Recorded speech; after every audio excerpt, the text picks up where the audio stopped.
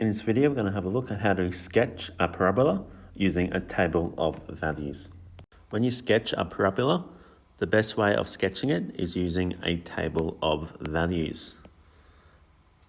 The steps required to sketch a parabola. The first one is to create a table of values with your nominated x values along the top. Then you use the rule to complete the table of values. Draw a Cartesian plane. Then you plot the points from your table of values onto a Cartesian plane. Join the points to form a curved line and finish off by labeling the graph. This is the same method that you would use to sketch a linear line using a table of values, except your end result will not be a straight line, but a curved line forming a parabola. So let's have a look at an example. So in this example, we want to sketch y equals x squared minus 5 onto the Cartesian plane. And now I've started off with a table of values with x values marked from -3 to +3. So now I need to use my rule and go through and substitute each of my x values in. So my first x value is going to be -3.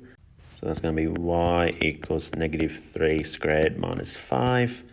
So -3 squared is equal to 9. 9 minus 5 is 4. So my first value is going to be 4. My next x value is going to be -2.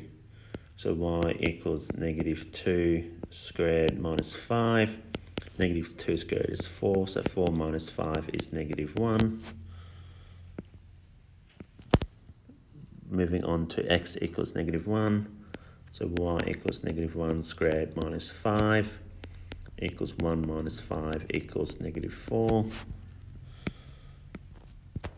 Now I can go ahead and complete that process to finish off my table of values for each x value remaining. So now that I've completed my table of values, my next step is to plot the points onto the Cartesian plane. So my first set of points is -3 and 4. So -3 and 4. Then -2 and -1. -1 and -4, 0 and 5, which will be my turning point. Then 1 and -4, 2 and -1, and then 3 and +4. So now that I've plotted all those points onto my Cartesian plane, I can go ahead and draw in a curved line to join all the points together.